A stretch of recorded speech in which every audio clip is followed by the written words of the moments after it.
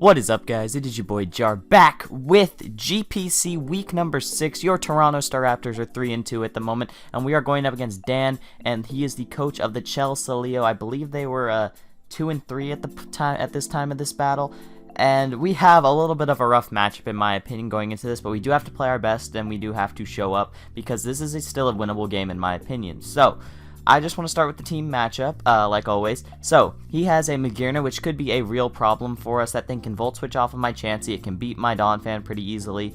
It can be Pain Split and basically recover all of its health on Chansey. So, Magirna is a gigantic problem for my team. Not to mention, its typing alone basically walls Mega Beedrill and Kyurem Black besides their ground coverage, and he covered that pretty well with the rest of his team, as you're going to see. He has the Alolan Marowak. I'm very scared of Alolan Marowak because he could try and speed creep my walls. And if he does that, then he could really break through my team. I do not have a direct switch into a Thick Club Alolan Marowak, so I could go into my Chansey and force him to take the Flare Blitz Recoil. That's probably my best chance. But I do not have a switch into Alolan Marowak. Not many teams do, though, to be fair. Next up, we got the Mega Blastoise, which is a big problem for my team again. It spins on a lot of my team is more the problem than it breaks through, because I do have the likes of Chansey to stop it, so it's just the fact that I won't be able to keep my hazards up and not wear down the Alolan Marowak and other things that I'm scared of could be a little bit of an issue. He's got the Latios, which could be a bit of a threat. It outspeeds my Kyurem and OHKOs it with the Draco Meteor. He has the Shaman, good joy, more pop-ups. The Shaman, which could be an issue, it might come for the likes of Jellicent, it might come for the likes of Donphan. He has the Crocodile, which is, again, a very tough mon for my team because I could bring Togekiss, but it could pack Stone Edge. I could bring the Donphan, but it could just knock off my item and wear it down very easily. He's got Toxicroak, which I was terrified of. A Life Orb Toxicroak destroys my team. It can run Toxic for the Donphan. It can basically two-hit KO all of my big walls, OHKO some of them, and that thing was a gigantic threat to my team. He has the Komala, which could come. Electrode, which actually with its speed boost it got this generation, outspeeds my Mega Beedrill, so that could come as a revenge killer. And he has the Yanma for potential speed pass. So let's just get into the team that we built for this week going up against Dan. So we're bringing a Expert Belt Kyurem Black with Sub, Earth Power, Fusion Bolt, and Ice Beam. Now while he has a lot of things that can destroy my team, I have this which can destroy his team. I can almost two-shot every single mon on his team. It depends if the Magirna is Assault Vested. But yeah, this thing basically Kyurem doing its thing. If I pick the right move, I'll be in a good position. Enough attack to almost OHKO a Mega Blastoise that is somewhat defensive. I will definitely two-hit KO any variant of Mega Blastoise with Fusion Bolt, no problem. And the speed is, let me check that speed. I was pretty sure I was hitting another benchmark this game. 270, I was pretty sure that was Adamant Toxicroak is what I was speed creeping there because I really thought that would come. And I really wanted to be modest on my Kyurem Black or a Naive Rash, I guess, on my Kyurem Black this week. Hindsight 2020, maybe a negative defense nature would have been the better way to go, rather than a negative SPDF nature. I'm not too sure. However, that's what we have to go with this week because that's what I brought. Next up, we got the Mega Beedrill with the U-Turn, Poison Jab, Drill Run, and Tailwind. Like I said, Kyurem Black and my next mon can do a lot of damage to his team. So, getting up a Tailwind with Mega Beedrill and U-Turning out could be very, very crucial in winning this late game. So, U-Turn just gave me momentum into Kyurem and Blaziken. Poison Jab, Drill Run, Tailwind. Max Attack Adamant with hitting that 351 to outspeed the Latios, which is his fastest mon. So, I get to run a lot of SPDF. Jesus Christ, why do these pop-ups keep coming? I will probably have to go edit that before the battle. Next up, we're bringing another mon that has a pretty good matchup versus his team. An Expert Belt, Flare Blitz, Thunder Punch, Earthquake, knockoff Blaziken that's hitting 284, speed tying with that Toxicroak. Like I said, Toxicroak is a giant threat to my team. I do have with this coverage, I do almost two-hit KO every single mon on his team. However, he does have a lot of revenge killers for this, like the Latios and things that I have trouble switching into myself. This next mon, I kind of tossed and turned over. A Thunder Wave, Air Slash, Flamethrower, Defog, Togekiss, hitting that same benchmark that Kyurem was hitting, Adamant Toxicroak speed creeping. Now, I went back and forth with Togekiss and Donphan a lot this week because I was basically pretty scared of the likes of hindsight 2020, guys, I should have probably brought Donphan, because if you look at the team I brought, Toxicroak is a lot of an issue for this team, but I knew Toxicroak was going to be an issue coming into this matchup.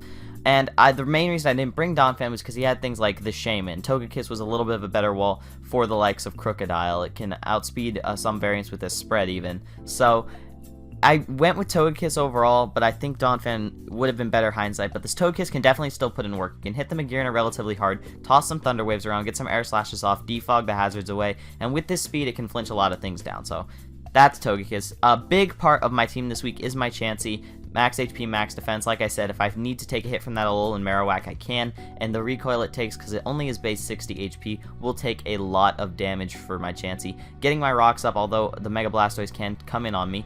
Thunder Wave to help support my Blaziken and Kyurem, and Stealth Rocks, Soft Boil, Seismic Toss, basic Chansey. And lastly, we're running a Choice Banded Celesteela this week with Heavy Slam, Toxic, Seed Bomb, and Earthquake. Now, I really debated the Celesteela set for a while. I overall decided Choice Band because Heavy Slam does like 35% to a Mega Blastoise that has some defense investment, which is absolutely insane.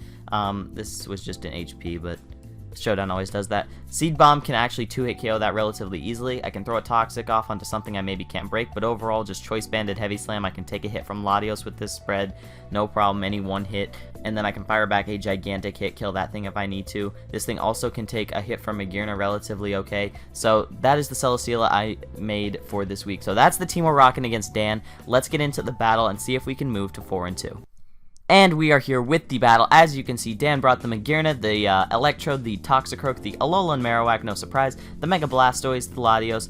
And so, first thought I had was, wow, Chansey puts in a lot of work this game. It can wall the majority of his team. I just need to preserve its health right. But automatically, as soon as I saw the matchup, I was like, I think I under-prepped for Toxicroak. If I had Donphan instead of Togekiss, I think I would be in a better position because I don't see the Shaman, I don't see the Crocodile, so I think if I had my Donphan, especially to prevent Volt Switch, I would be in a much better position. So I expected the Electrode lead, so I think I decided to lead with my Kyurem Black, if I'm not mistaken, maybe Chansey. To get my rocks up, we will see what I do. So let's just get into the battle and see what we can do versus Dan. So he leads with the Electrode as I predicted, as I'm going to lead with my Chansey. Just want to get my rocks up, and it matches up well versus the majority of his team. He's going to Volt Switch, and from that damage, I can tell that he is not a damage boosting item, I was pretty sure. So that threw me off, especially with his speed stat. I know he's going to be timid for the Beedrill, but still, that was a little crazy low damage. So he's going to go out into the Toxicroak right away, and now I'm forced to make a little prediction early. I'm going to go out into my Togekiss, trying to pivot into the fighting move, because I do have things that can resist his stab. So that was kind of my thought process going into this game. And he reveals the Life Orb, which is very good for me because it'll help me wear this thing down. Maybe Chansey could even stall it out towards the late game 1v1. So here, I'm just going to fire off a Thunder Wave. I'm pretty sure I fire off a Thunder Wave. Oh no, I'm going to make a double out into my Celesteela because I predicted his Magearna to come in, and I was like, I just want to fire off a big hit right away. So I go into my Celesteela as he Volt Switches, and good God, is that Specs Magearna. I did not prep well for Specs Magearna because I really didn't think it had a great matchup with the likes of Chansey and Celesteela that could have been Spadef to resist its stabs, Donphan to come in and grab these Volt Switches.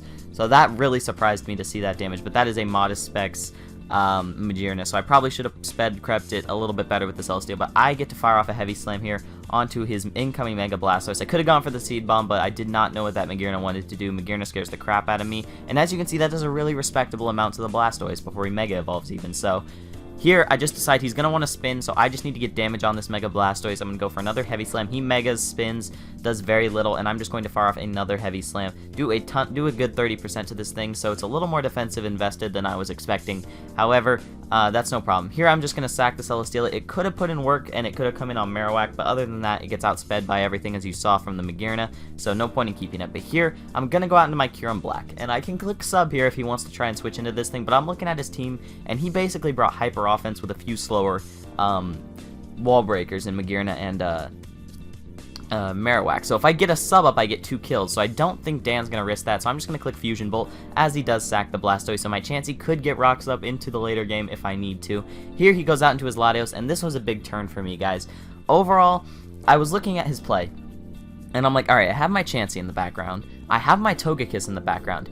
If he goes for like a Psyshock or a Calm Mind, trying to predict one of them to come in and gain some momentum for himself, and I Ice Beam, I am looking so good in this game because Kyurem outspeeds Magearna. I know it's not AV. I know I can two-shot it. It outspeeds the Alolan Marowak, and if this thing is gone, I can spam Earth Power with my Kyurem Black and basically get a kill on things every time it comes in. So I'm like, okay, I'm going to make a play here. I'm going to predict him to either click Psyshock, Thunderbolt if he wants to predict Togekiss or something like that. I don't think he's going to click Draco Meteor. He would lose so much momentum if I got into my Chansey and got up my rocks on his Draco Meteor. So I'm going to stay in, and he clicks the Draco Meteor, and this was absolutely huge. Like I said, Kyurem, if I got a sub up on one of his slower mons, could have literally one or two shot everything on this team. I thought there was literally no chance he was clicking Draco. I talked to Dan after the game. He said he was literally clicking in between Thunderbolt and Draco Meteor, and I just happened to click my move while he was on Draco Meteor. So that was extremely unfortunate. Sorry if you hear the background noise. I'll do my best to edit it out. But that was extremely unfortunate, and I lost my biggest offensive threat to his team so quickly in Kyurem, and that was just heartbreaking because this thing could have put in so much work, and it basically goes down for nothing. So that sucks, but this game is still not out of reach, because look at his team. If I can get my Mega Beedrill with its Tailwind up, or just out of range of Electrode and Toxicroak's Sucker Punch, Mega Beedrill can clean up this game along with Blaziken's help. So, I'm not out of this yet. So he's going to drop a Draco. I'm just going to go out into my Beedrill after this, click a free U-turn, see what he wants to do.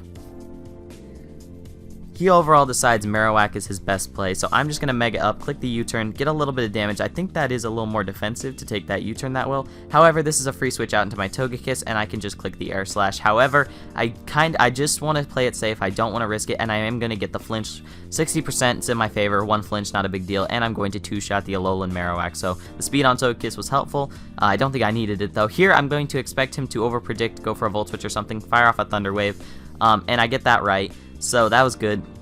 I'm going to fire off a Flamethrower because getting damage and getting this thing into Beedrill range is very, very key. He fires off a Specs Volt Switch, only does a little less than you'd expect from a Magearna Specs Volt Switch. But here I am going to be forced to basically sack my Togekiss. I cannot go into my Chansey as he Volt Switches, but he actually clicks Thunderbolt in order to kill my Togekiss. So if I'd gone Chansey there again, I could have gained myself some momentum, but I did not. So here, I'm going to go out into my Blaziken. I know I can take any one hit. If he wants to Volt Switch, it'll do about 50. He does 52, and I'm going to just click the knockoff, I believe, because if the Latios wants to come in, it will die. If Magearna comes in, I outspeed this, and I will kill it with a Flare Blitz after that. So I'm going to click EQ. He's not doubling into the Latios, and I do not want to take any extra damage on this because it might be a roll with the Volt Switch. He goes out into his Electrode. I decide to sack my Blaziken. As he clicks Thunderbolt again, I keep predicting him to try and get momentum, and he keeps staying in, and that keeps costing me. But look at his team. Alright, my Beedrill, if I can, I don't have all attacking moves on my Beedrill. He has the Toxicroak, and if I can get the 50-50s right with the Sucker Punches, I can still win this game pretty easily. So it all depends on what I can do. So he's going to go out into his Electro, I'm into my Chansey now, and he's going to click Volt Switches. I'm going to click Thunder Wave expecting that, and the switch into Toxicroak, because I need this thing paralyzed if I want any chance, because I could get the para on the Sucker Punch turn. Here, I'm going to go out into my Beedrill expecting the fighting move as he SDs up. And if he had not SD'd, if he would have gone for a Drain Punch, I would not have been in range of just Sucker into Drain Punch. I would have taken both relatively okay. So here is where it starts. We are in the turns of the 50-50s officially. I have Tailwind on this Beedrill. I'm not forced to attack, and I know he's not. I know he's going to click it the first time till they reveal Tailwind. So I'm just going to stay in. I'm going to click Tailwind as he's going to Sucker Punch in here. I decide, okay. Every time I get into a Sucker Punch war with somebody, they always go a few turns clicking the Tailwind or whatever move they're going for. In this case, it's Tailwind.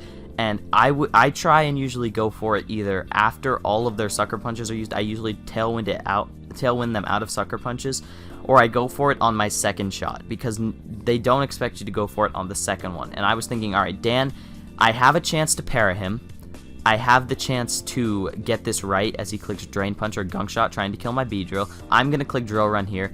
Dan does not get paralyzed and kills my Beedrill, and that is basically good game right there. This game's going to end a 3-0 for Dan.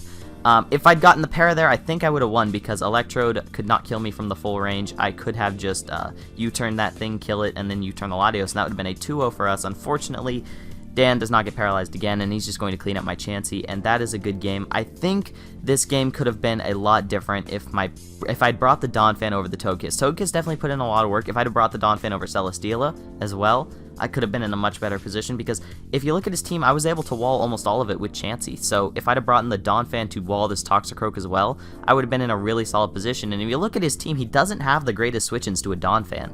He's got his Mega Blastoise, but that was about it. You saw how quickly I dispatched that thing this game. So that wasn't too worrisome for me. But the play of the game was definitely not preserving my Cure on Black, because I most likely outsped this Toxicroak definitely after paralyzing it later in the game, and if I had had that thing in the back, I could have subbed up on his Sucker or his Drain or until he got parried, and I basically get 2 kills, and I could have won this game easily.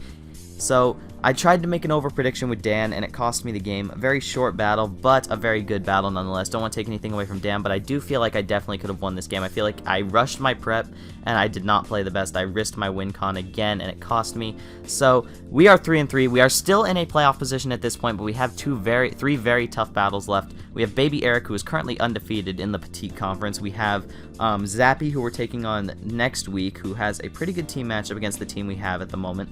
So, but there is a transaction period coming up, and I will spoil it. I'm going to drop 3 Pokemon and pick up 2. You'll see what they are if next week, and then I don't know if I'll bring them next week. It's more just looking at my matchups for the last 3 weeks, what I can bring. So it's more of like, I'll show you the whole team. I'll go over why I made the transactions in the next video.